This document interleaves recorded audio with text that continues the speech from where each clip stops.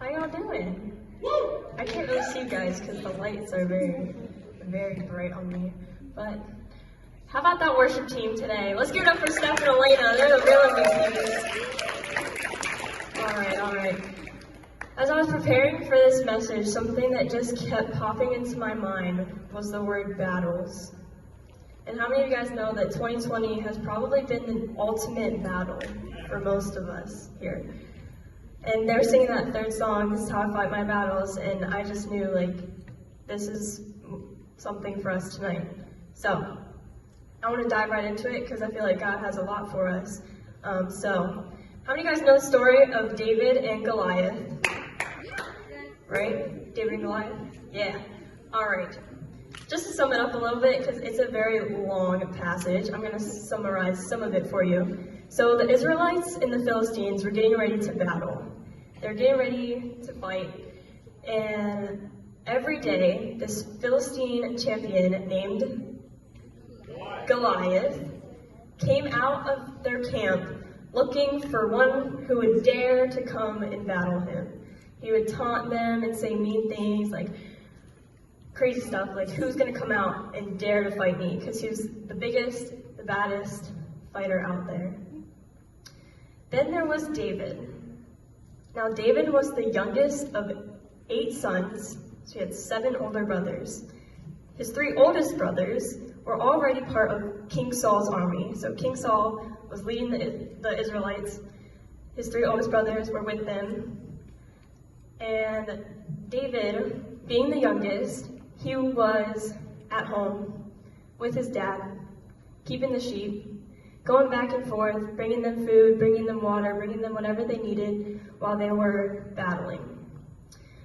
When David heard that there was this giant, this Goliath, who was looking for someone to battle, David, keeper of the sheep, said, "I'll do it. Put me in, coach. I'll do it." And everyone didn't really like that.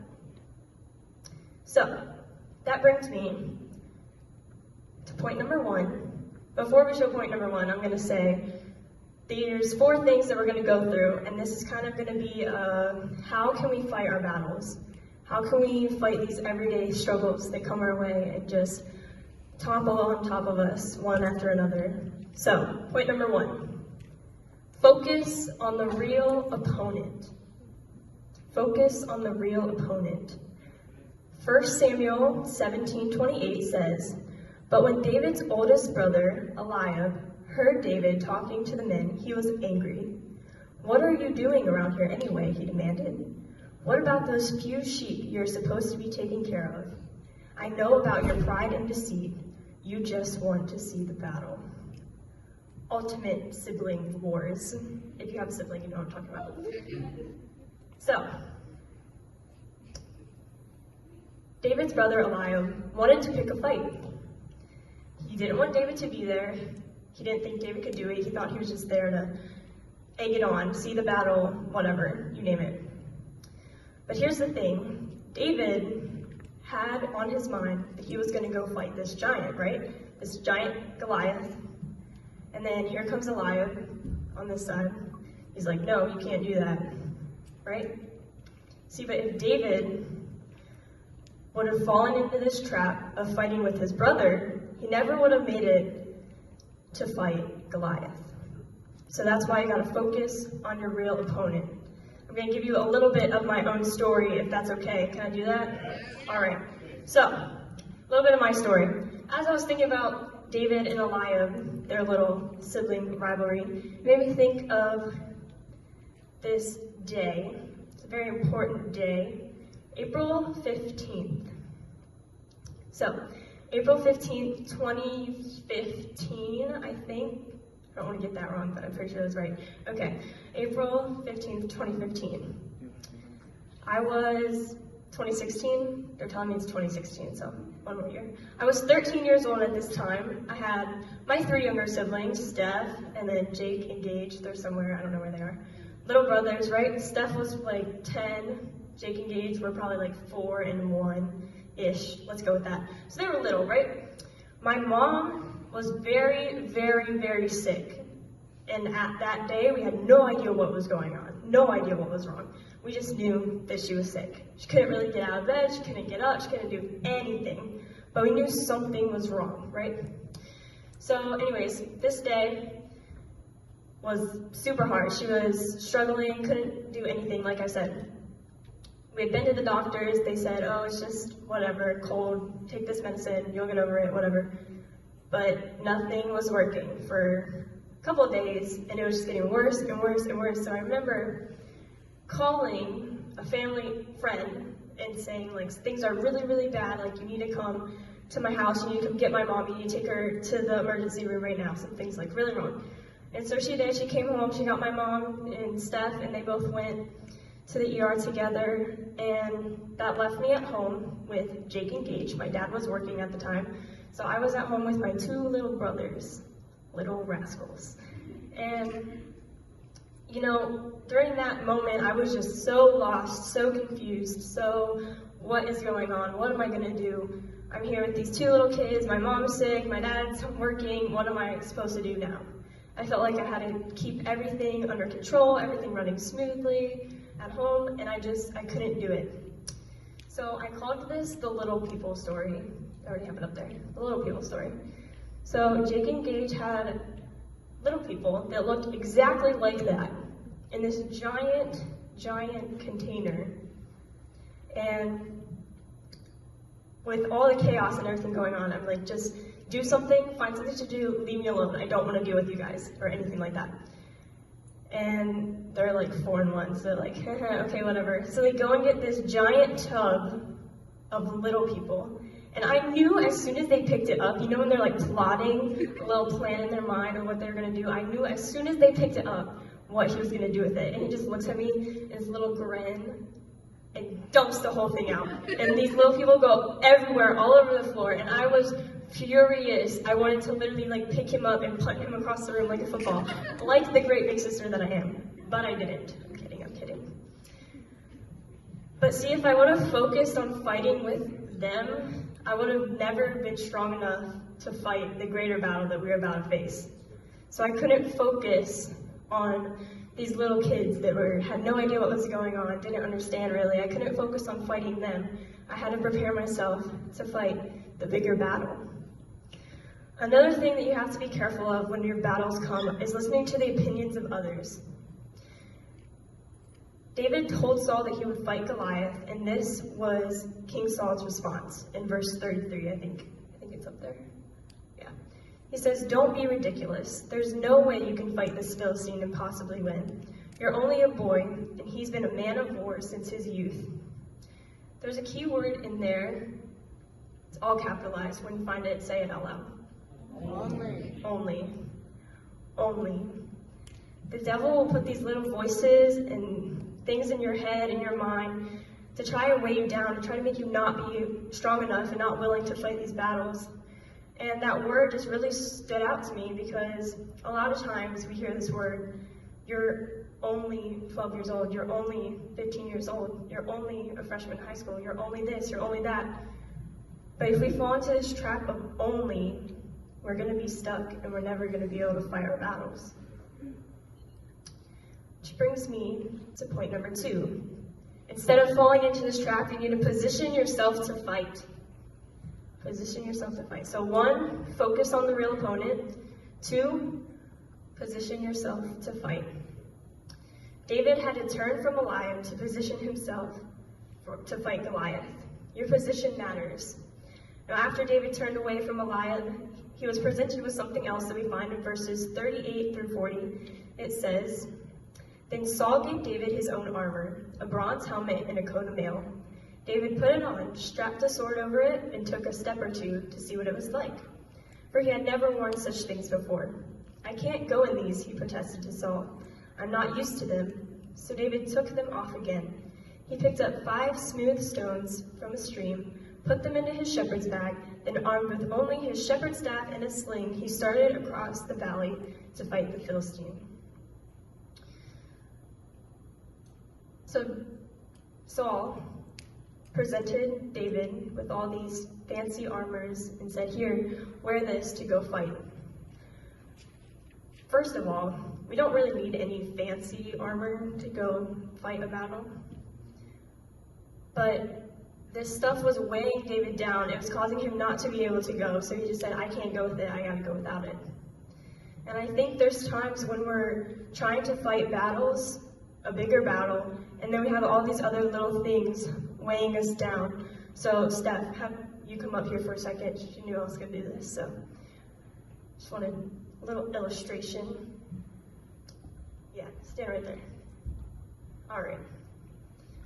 I brought these actual weights because I thought it would make it more photosynthesis. No, I'm kidding. Okay, so I have this weight. For me, it was my mom. She was sick, very, very sick. We had no idea what was about to happen. It happened twice, and then again, and now again, we're doing it again. So it's like this weight they're carrying around, wondering when it's gonna stop, when it's gonna end. Here, hold that in one hand. And then, there's another one. I'm not strong, if you can't tell. And here comes this other thing that they said was wrong. And so we started dealing with that. I thought I had to be the best big sister ever. I thought I had to be the mom, the student, this, that. I thought I had to do it all. Started carrying that around too. And then right when everything seems to be like getting better, working out, something very tragic happened in our family. We lost, well, our grandfather was tragically killed and passed away during the same time everything was going on. So there's another weight. And then just fear, anxiety, stress, everything unloading on top of each other. And I have two more. That's a workout, you know? And then there's that, and that. People telling me you're not good enough. I felt like I would never be able to do what I'm doing tonight. I thought I'd never be able to talk to people like this. I would never be able to lead worship on the stage. I just thought I wasn't good enough. I was comparing myself to others. I thought I was only, and I had all this weight on me. And here comes another battle, trying to punch me. Exactly. Like that, I was in no position to fight a battle. No position. Stay there for a second. No position to fight a battle. So how can we fight our battles? Isaiah 61:3 says, "To give them beauty for ashes, the oil of joy for mourning, the garment of praise for the spirit of heaviness, that they may be called trees of righteousness, the planting of the Lord, that he may be glorified." At some point, I had to stop feeling like I had to keep everything under control. So sometimes you just have to let this go, stop worrying about it, and let God worry about it. Sometimes you have to realize that greater things will come out of a battle. Gotta let that one go. Gotta let this one go. Gotta give this one to God. Let him take it. And eventually, I felt like I was in a position to actually fight the battle. Thanks, Steph. To actually fight the battle. It's a lot easier said than done. But it's easy to fight when you're in alignment with God. Get into the Word. Choose to receive joy instead of mourning. In the grief, sadness, anxiety, and depression, you name it, whatever it is you're thinking about it right now. If you can see the goodness of the Lord through any circumstance, you can choose to receive joy. Which brings me to point number 3. So 1, what was 1? Anyone remember it? Focus on the opponent. Number 2, position yourself to fight. And number 3 is stay aware, not afraid. Verse 44, when Goliath comes out of the camp, he sees this young David has come to fight him, and he starts laughing. He's like, come over here. And he says, come over here, I'll give your flesh to the birds and wild animals.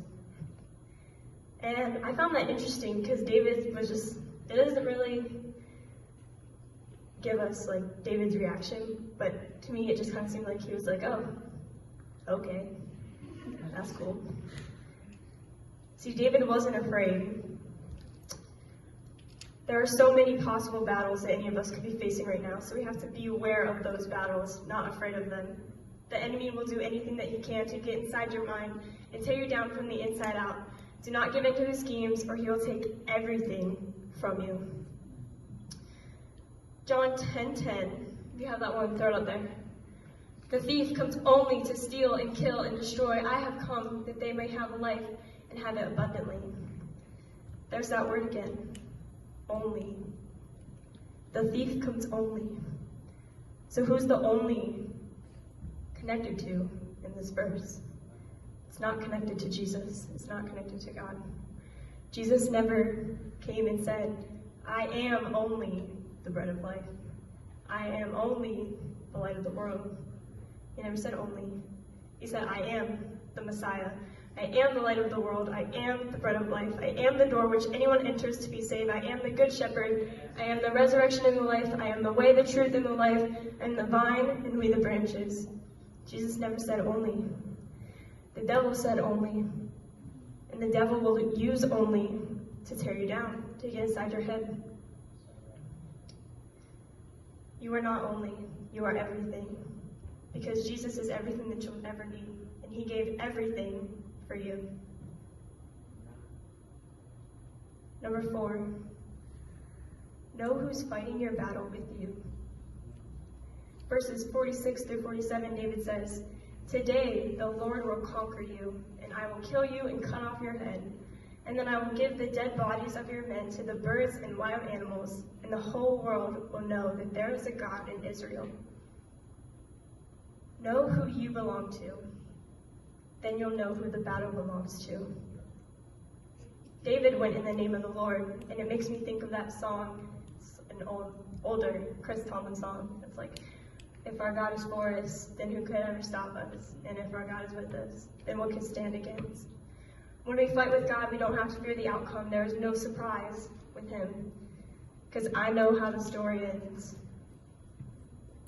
in victory. Psalm 94:14, the Lord will not reject his people. He will not abandon his special possessions. He refers to us as his special possessions. He gave it all for you and will continue to give it all for you in every single battle that you face. If you choose to fight it with him, he'll be by your side. Fight your battles with the one who gave everything for you and will continually do everything with you. So how can we see God in this battle of David and Goliath? Well, I was thinking about it. I read it multiple times before even preparing this. And then I was talking about it with Pastor Will, and he pointed something out that I want to share with you guys. So verse 49, it says, reaching into his shepherd's bag and taking out a stone, he hurled it with his sling and hit the Philistine in the forehead. The stone sank in, and Goliath stumbled to the ground, face down. Face down. I was thinking about that, and he pointed it out. So if something got thrown at me, something hit me, I don't think I would instantly fall face down. I think I would fall backwards, right? Yes. Not like saying nothing, right? See, there's this image that I get in my head when I thought about this, and it was David threw the stone, it hit Goliath, and he fell back, and then God pushed him forward, and that's how he fell face down. God was in this battle. We can clearly see it. God was in this battle. Are you going to let God in to your battle too, to fight with you? Or are you going to try to fight alone and carry the weight of the world around with you in your battle? Or are you going to choose to fight it with the one who calls you everything. So I'm just going to ask you guys to bow your heads and close your eyes all around this room. No one's looking around. You may be sitting here tonight and you're thinking about everything that I've said, and you're questioning if you really know who God is. You say you want to fight your battles with Him, but you don't really have a relationship with Him. So maybe you're sitting here and you think, you know what, Tiff, yeah, maybe I should give this a try. I want to know who this God is they're talking about. I want to be a follower of Christ. If that's you, I'm just going to ask you a simple thing. No one's looking around. I would just ask you to look up at me. Just make eye contact with me. If that's you, I see you. I see you. It's awesome, guys. I see you. If you looked up at me tonight, you can look back down. But if it was you, just say something. You can say it out loud or you can say it in your heart. Just say something like, Jesus, I believe that you are the Son of God, and I believe that you came and died for my sins. Please forgive me and come into my heart, and from this day forward I will live for you. If that was you tonight and you said that for the first time, I'd encourage you to find a leader after and let them know, talk to them. You can even come tell me. I'd love to talk with you guys about it. And then there's another question or another response that I have for you guys. So next, maybe you're sitting here tonight and you say, yeah, I'm going through some stuff.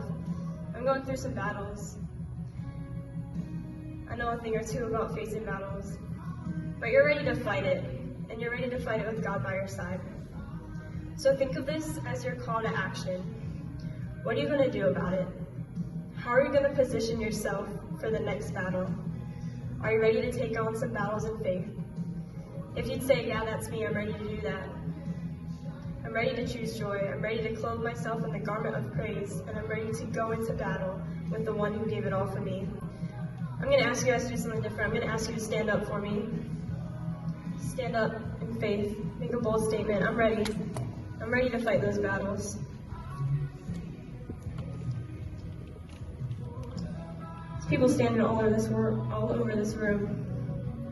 So I'm not going to ask you guys to do anything crazy, but I'm going to have the leaders come to the sides, and we're just going to worship.